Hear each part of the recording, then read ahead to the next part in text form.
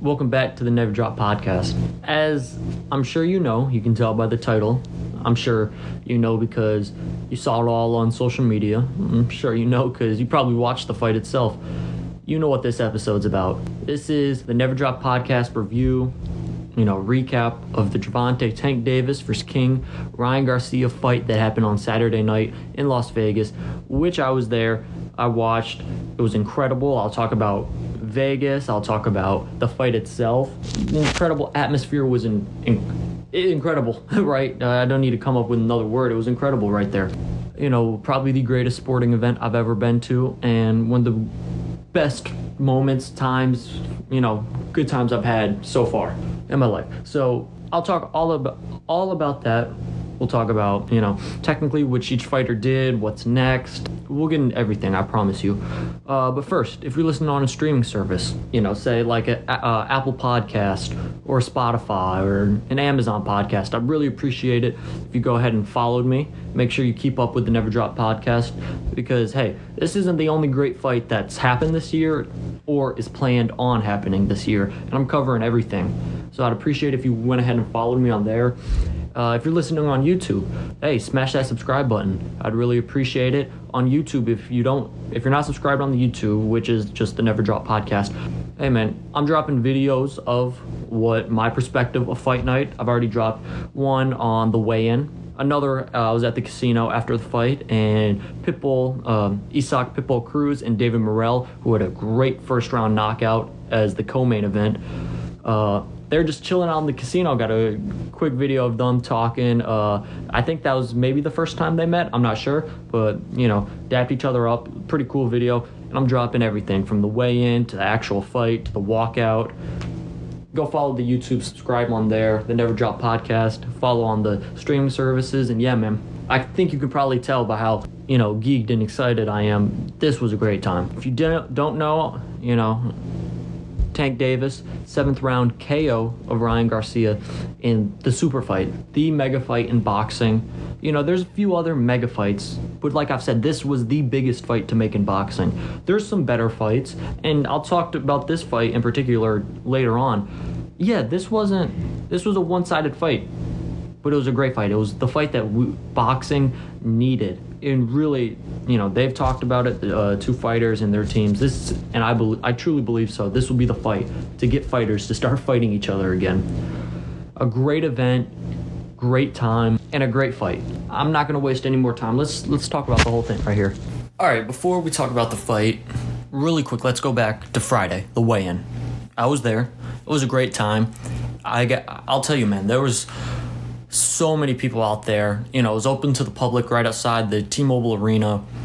It was a great time. It was just to see both fan bases there. It was fun. But there's a little bit, I don't want to say controversy, but the little back and forth between Bernard Hopkins and Tank, that was something I didn't see really everything that happened until afterwards when I got back to the hotel and kind of looked at the video and saw Bernard, touch Tank. While I'm not going to go out on the theory of, I know there's one floating around that he had something on his hands and that would make Tank test dirty for drugs or particular substances. I'm not going to go that far because that kind of sounds like a reach, and I'm sure is a reach.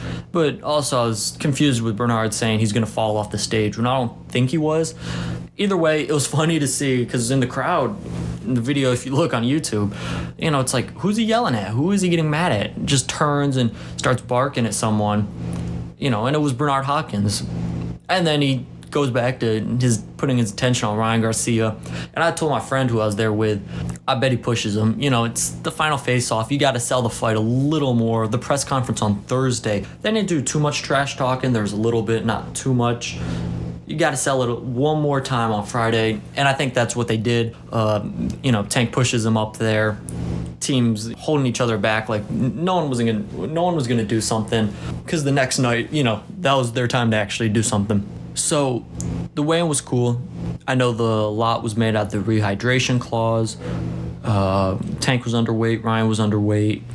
The next morning when they weighed in, both were underweight. So everything from that aspect was good. I'm sure the rehydration clause for Ryan didn't help him. It probably hurt him a little bit. He is a bigger guy. 140 is going to be his division. He talked about moving up to 140. He is moving up to 140. I'm sure the rehydration clause hurt him, but hey, he said it himself. I signed the contract, no excuses, and I'm not going to, make that for an excuse for him. I'm sure it helped Tank and hurt him a little, but when you get in the ring, you got to fight. So let's kind of just get right to the fight. The game plan for Ryan Garcia seemed to be come out aggressive, throw combinations, use your speed, and it kind of seemed just to overwhelm him being Tank Davis. And I'm sure, as you know, if you're listening, I'm a huge Tank fan. I've watched him for, like 5 or 6 years now. Huge Tank fan. I talked about it in my first episode. I wanted to make sure everyone knew who my favorite fighters were. Tank's up there. So, yes, I was at the fight rooting for Tank. And watching it from the crowd, that first round was nothing. Both guys were kind of just touching gloves. It didn't even really matter. Ryan did win that, obviously, because I don't even know if Tank threw a punch. But the second round, Ryan was coming out fast. He was throwing. And as a Tank fan, me and my boy were kind of like, oh, okay, well, it's okay. Like, we're good. And Ryan just kept coming forward and throwing fast combos. I was like, oh, okay, well, Tank's got to step it up. Let's go. Tank's not throwing too much. And then Ryan makes the same mistake Leo Santa Cruz did. A few years back now, 2020, throws the same punch 3 or 4 times. And I promise you guys, just because Tank's a knockout fighter, that doesn't mean he's not a smart fighter. He has a great boxing IQ. You throw the same punch 3 or 4 times, Tank is going to see that, and on that last one, he's going to make you pay. And like he did with Leo Santa Cruz, not as filthy or dirty, because Leo, that's knockout of the year for a reason. Tank hits Ryan with a left hand. It was kind of a left hook / uppercut. I'd say left hook because Ryan was leaning in. Tank hits him with a left hook. Ryan's wide open. Just wide open. Catches Ryan. Ryan falls to the canvas. He's down. First time in the fight. And I kid you not, crowd went crazy. And that moment obviously changed the entire fight. It threw the entire game plan for Ryan Garcia out the window. He immediately realized, oh, I can't crack with this dude. Or I don't want to get cracked by this dude. I mean, if I take all the hits like this all night, I can't do it. Because you can tell in the 3rd, 4th, 5th round, he was timid. Every time Tank was getting ready to throw or was throwing, he was giving the high guard. He was shelling up. He was honestly turning his back to Tank. Tank had to try and steer him into the right direction, and Tank was working the body, which come a couple rounds later really paid off. But, Ryan was having trouble even throwing his jab out there. He did not want to get hit by Tank, it looked like, after that second round, after he got knocked down, which is crazy because he was clearly winning that second round. And the judges, which their scorecards were for the second round, I believe were horrendous, especially one judge. One judge ruled it a 10-10 round, an even round, even with a knockdown. The other judges had it 10-9, so they were obviously having Ryan winning the round, which he was. But then with the knockdown, they bumped it down to 10-9, which I'll argue, but that's fair. But the judge that had it 10-10, an even round, is absolutely ridiculous. It wouldn't have mattered. Tank was well ahead on the scorecards, which he's kind of put that narrative down a few fights, these last 2 fights. He's put that narrative that, hey, he loses all these rounds. Last 2 fights, he was ahead, actually pretty solidly in rounds before this fight was stopped. So he's kind of put that narrative to bed. But in this fight, there was a reason he was ahead, and that was because that second round knockdown, Ryan just didn't want to fight, it seemed. He didn't want to throw. He was hesitant to use the jab. He was backing up, shelling up, and you could just tell it really affected him, and his game plan just went out the window. That's where he needs to, and Joe Goosen as well, need to realize, oh, I got to back up. I have my reach. I have my height. Let me just jab him. I got to jab and move. But that's one thing I talked about. Ryan's fundamentals aren't the greatest.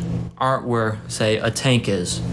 Or any of those other guys at 135. Their level, their fundamentals, they're just not there. So, for Ryan, jabbing and getting out of there is more work for him than any other 135er. So he just wasn't able to do that. And his game plan, those next 3 rounds went absolutely in the trash because he did not want to get hit. Comes out the 6th round, Ryan does, and he starts to pick it up a little bit. He's throwing more. He catches Tank with, I think, his 2 best shots in the 6th round. He catches him with a couple right hands, which is funny because I wasn't talking about the right hand at all for Ryan. Obviously, it's the left hook, the punch that everyone in the world knows that Ryan Garcia has, the left hook. I even said in my preview I thought Tank's right hand would do damage. It didn't do too much damage in this fight. But Ryan's right hand caught him flush a couple times on the ropes, which I was nervous. I didn't know why Tank necessarily wanted to be on the ropes all night. I thought that was the perfect time for Ryan to come in and throw combos and unleash right there. And he even said on the post-fight interview, I believe he said, "Hey, I gave him too much respect on the ropes. I should have went to him instead of let him dictate everything. I should have pressed him while he was on the ropes," and I totally agree. I wasn't sure why Tank was so adamant on being on the ropes, but obviously it worked out. But yeah, that 6th round, he picks up his pace. He catches Tank with a few right hands, and it's like, okay, Ryan's kind of back. He's back a little bit. I think he won that round. Obviously, he was still down by a good amount of rounds, but it's like, okay, this isn't going to be such a one-sided fight anymore. Ryan's kind of realized, hey, I got to pick it up. Then come the 7th round. 7th round had good action all throughout it. They were trading. I think it was the 6th round or the 5th. I'm trying to remember. Because, again, I'm still trying to look for footage for the entire fight. It's easy to see the knockdowns and the knockout, but I'm still trying to find footage of the entire fight. So if my round is off by a round or 2, my apologies. But I think it was either the 5th or 6th round where Tank caught Ryan with a nice left hand in the middle of the ring.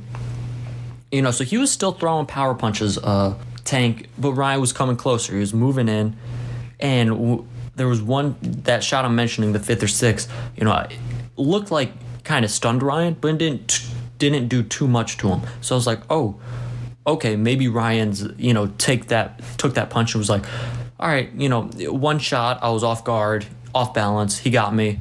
If this is his power, okay, I'm going to keep walking you down. I'm going to try and be the aggressor like I thought I wanted to. Come the 7th round, yeah, they're going back and forth, and Tank delivers a body shot with a left hook that ends the fight. And from my perspective, I didn't see Ryan get hit with the body. Even the broadcast didn't see Ryan get hit with the body.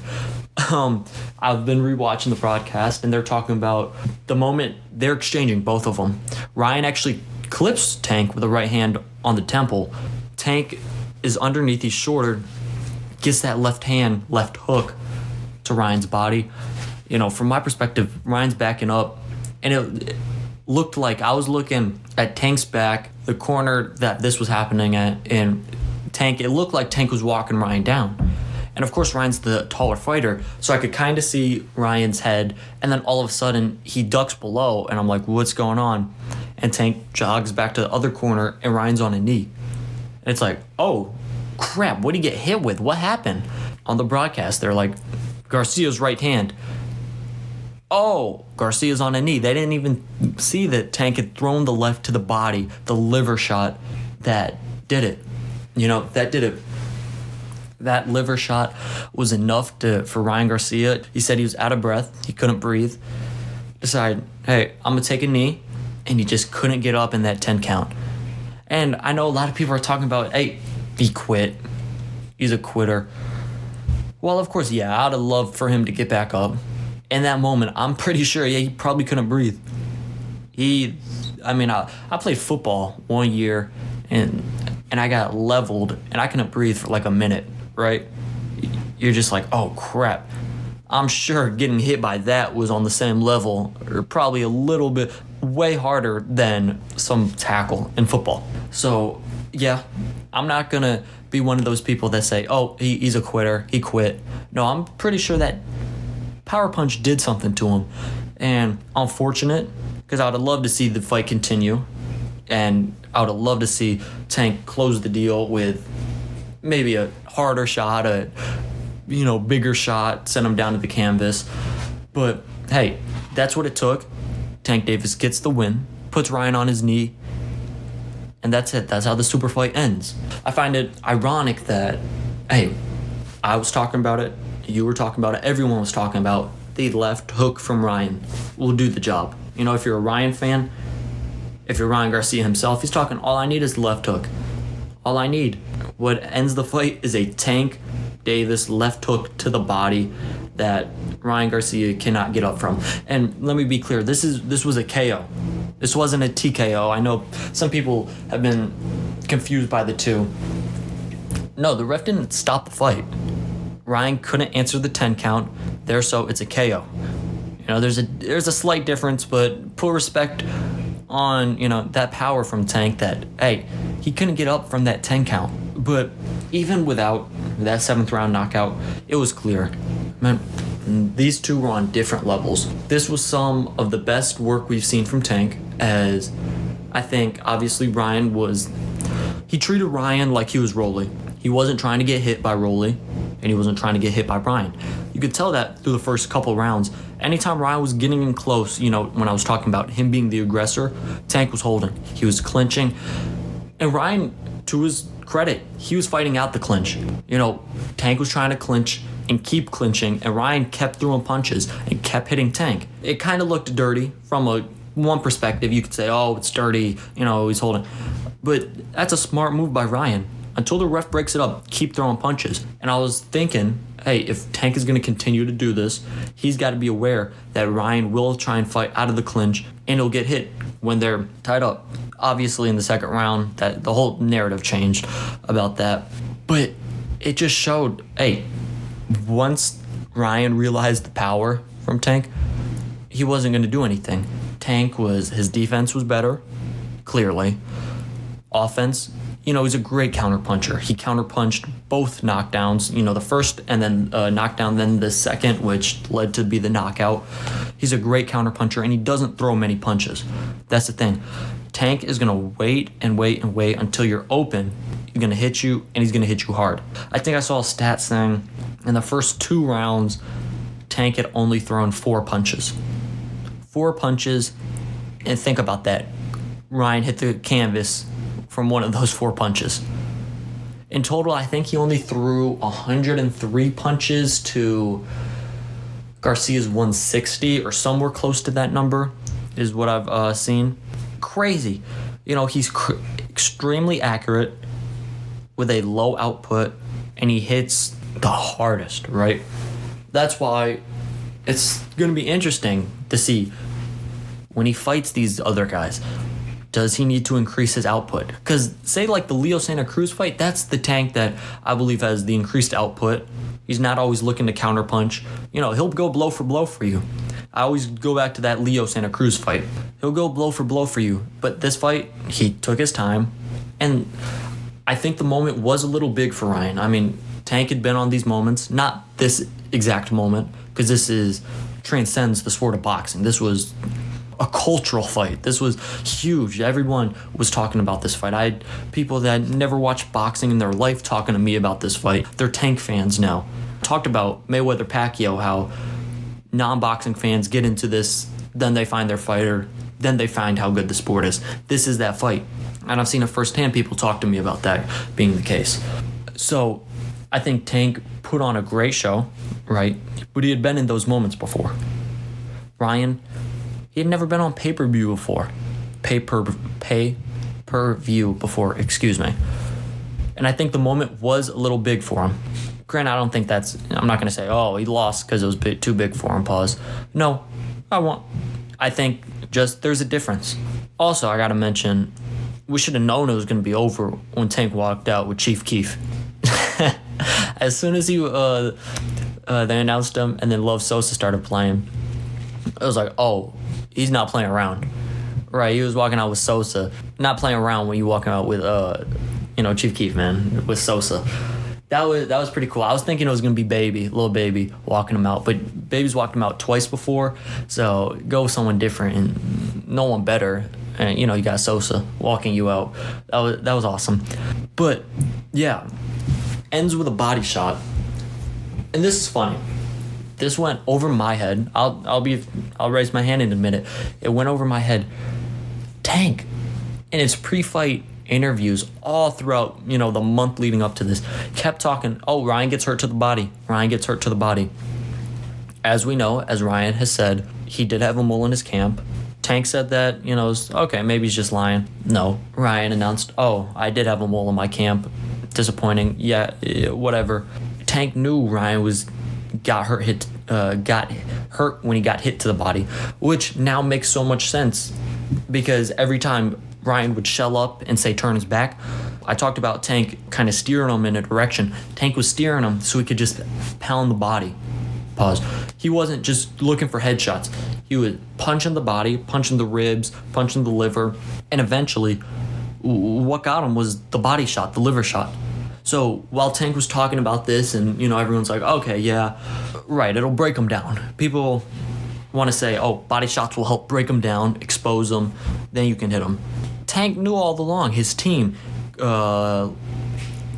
Kenny Ellis, Coach Calvin Ford, both of them knew that this was going to happen, that the body shots were where a lot of this damage was going to be, and Tank took advantage of it. He said it before, and he did it. Funny, I saw a video from one of Tank's trainers, Kenny Ellis. Him and Calvin Ford were working, and they posted a video, one of the last days of their camp.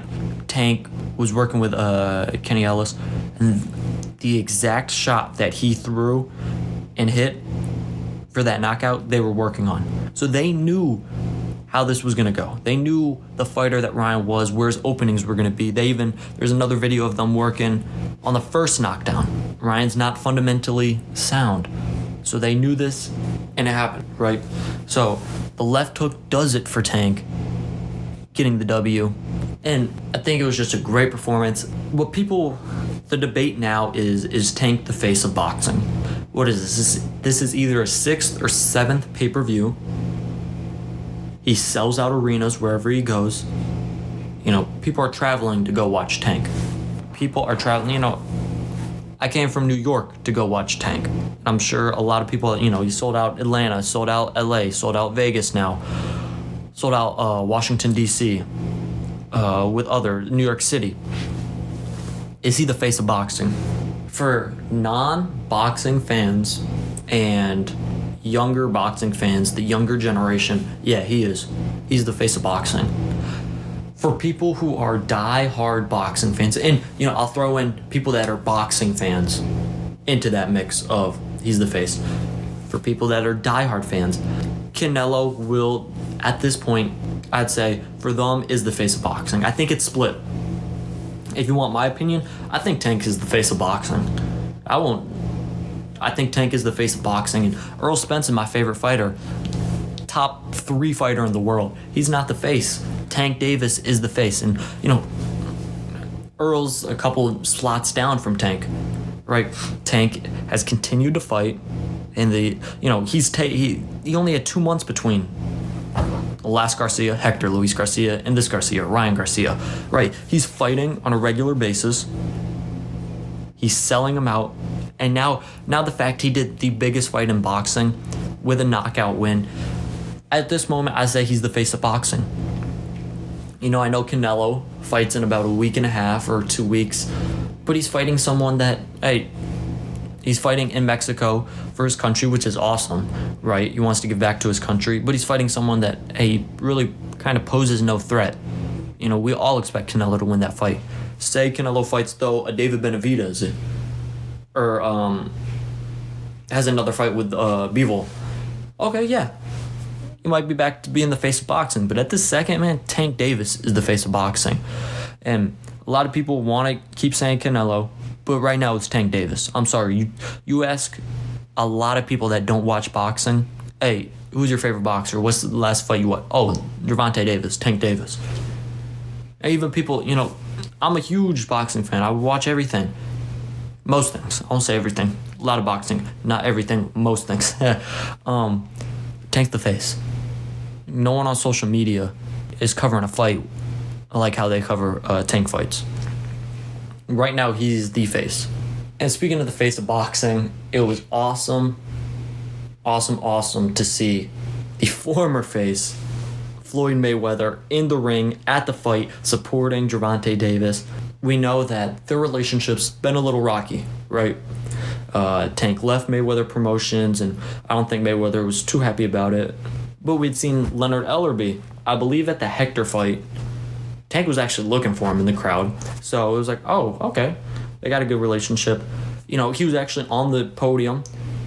I don't know if they're in business together or he's an advisor. I don't know any of the business moves per se, but it's obvious that he's A, close with them, or two, they are in business, and Tank trusts him. So it's like, okay, is him and Mayweather still good? Are him and Mayweather still good friends, solid relationship? And we'd seen them post Caleb Plant versus David Benavidez fight. They were both in Vegas at the fight for that. And I think Floyd had posted a photo of them too, and then they had stayed after the fight to watch more fights. Right, so I was like, oh, okay. But to see Floyd in the ring with him, giving him advice, happy for him. He was even there at the post-fight press conference with him. That was awesome. And hey man, it was really cool to see that those two have mended things, patched things up. Because, hey, again, you got Floyd in Tank's corner. It's going to be hard to beat him. It's hard to beat him without, right? Rolly and Hector. Luis Garcia learned that. With him, it's a whole nother monster. Yeah, great fight. Exactly what boxing needed. And I was happy to be there. Honestly, I'll talk a little bit about my experience in Vegas, which was incredible.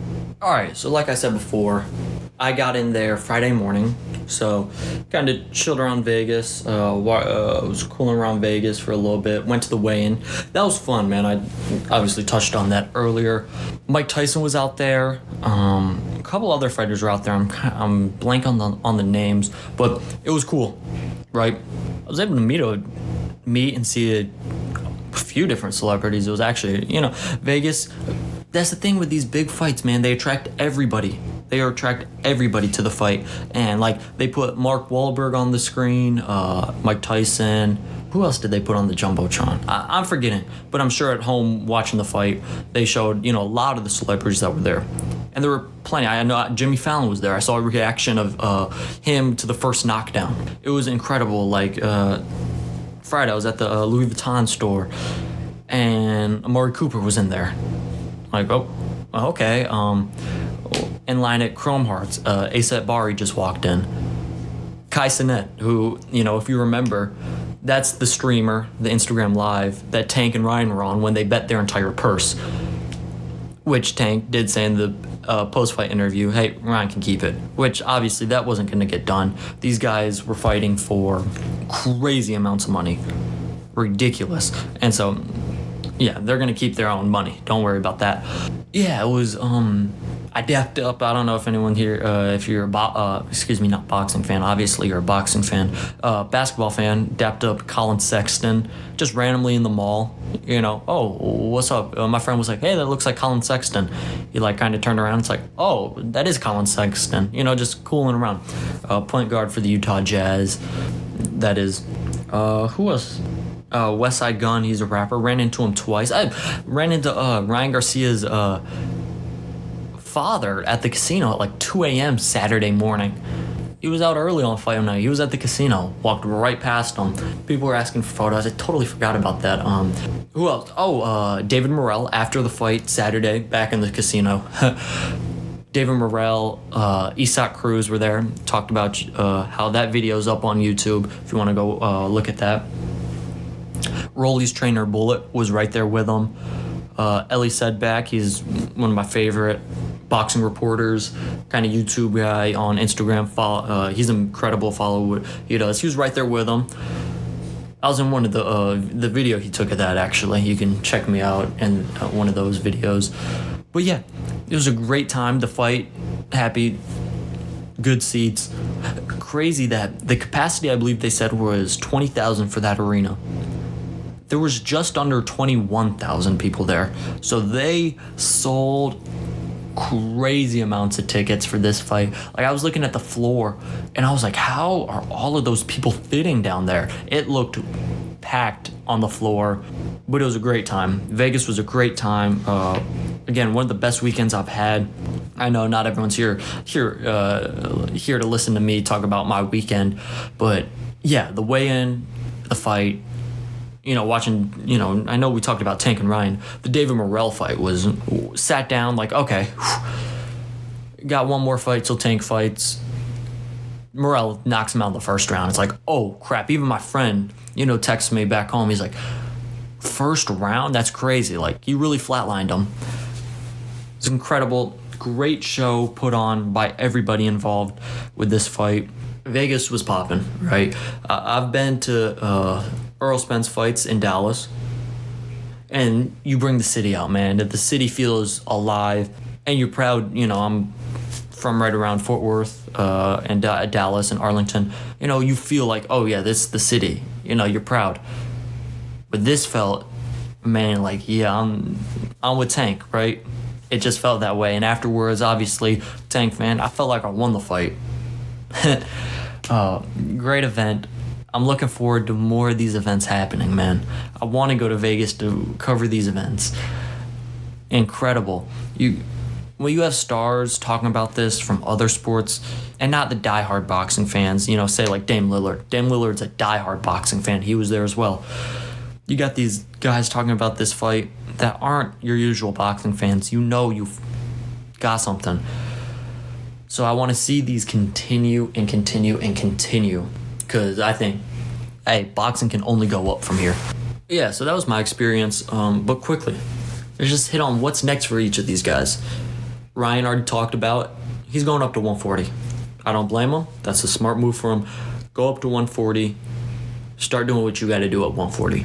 Personally, I assume he'll get a gimme fight. Just get his confidence back. Hey, he's going to be seeing that video and be hearing from fans for years about this fight. And I really don't want that to be the case.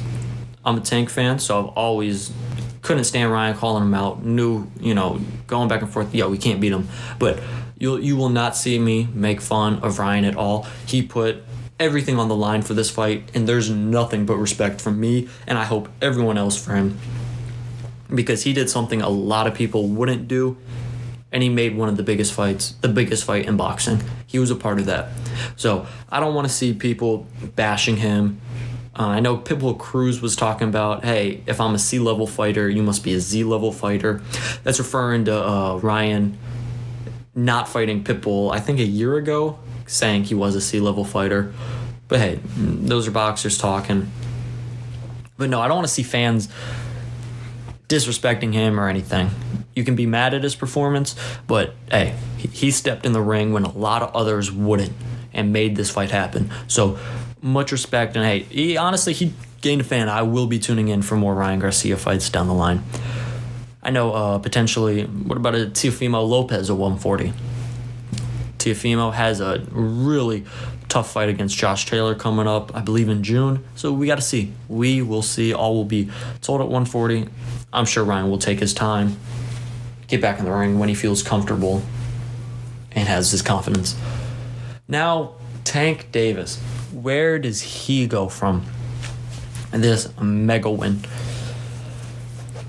And I'll say it right now. I told you I think Tank's the face of boxing. Tank's that guy at 135. I know in my last, when I was talking about Shakur, and maybe I was talking about Devin. Devin's the guy. This might be recency bias, and Devin might be able to overtake it when he fights Loma on May 20th, which that'll be a great fight as well. I got Tank as the guy on 135. I think right now he beats Devin. I don't know if Devin can take the power. Shakur, I think Shakur's a harder fight for Tank. I want to see Tank fight Devin, and I want the Shakur fight to marinate for a few years. Obviously, I want to see Shakur and Tank fight. But also, I want to see Devin and Tank fight. While Devin says he's still going to be at 135, let that happen. Let's see that one. And then when Shakur builds more of a outside boxing fan base, right? Then we get Tank versus Shakur down the line in like a year or two. That's when I want to happen. I want you guys thinking 4 years. No, I want it in like a year or two. I want him to fight Devin and then Shakur. Because I think Devin Tank would be bigger than Tank Shakur right now. It might not be a better fight, but I think it'd be bigger. And hey, all the belts are on the line in that fight. So maybe it is bigger or better, actually. That's what I want. I want to see them. I want all three to fight each other. I really do. I want Devin and Shakur to fight. I want it all. But realistically, we're most likely not going to see Tank fight one of those two guys next. Coming off of this big fight, I'm sure he's going to take a few months off. He's going to go back. Sure, it'll be a fight that, while it would be a good fight, it won't be a Devin or a Shakur. It'll be someone like, okay, once you get past this guy, are you going back to those big fights? That's just my opinion. I think his next fight, it won't be a gimme fight, but it won't be Devin or Shakur. It'll be a good fight. I know Tank did talk about earlier in this year, he wanted to fight 3 times. So, hey, we'll see. Maybe he gets that third fight in later this year, paves the way for a Devin Shakur matchup coming next year. I know no one wants to think about that, it being a year away, but realistically, that will probably happen. Let's see how Devin does, and don't worry, stay tuned in. I'm covering the Devin fight because I like Devin a lot, but Tank's my guy. Devin has to get past Loma, and then we'll see where him and Shakur stand. And hey, if Devin puts on an unbelievable performance against Loma, he's right there back at 135. Right now, I got Tank as the man at 135. So that's what I think is next for both of them. I think it'll be a little while till we see each of them in the ring again. But hey, after you put on this mega event and potentially, I know they were billing it as saving boxing. I don't know if I'd say it saved boxing. Hey, but it sure helped put it on a pedestal that hasn't been seen in some years now. So you guys, both Ryan and Tank, deserve some resting time. And then, hey, when they get back in the ring, trust me, we'll be watching. So yeah, I think that's what's next for both fighters, as we're not going to hear from them for a little bit, but they'll be back, I think, by the end of the year. Yeah, so just in closing, man, what a weekend for boxing. What a great weekend it was.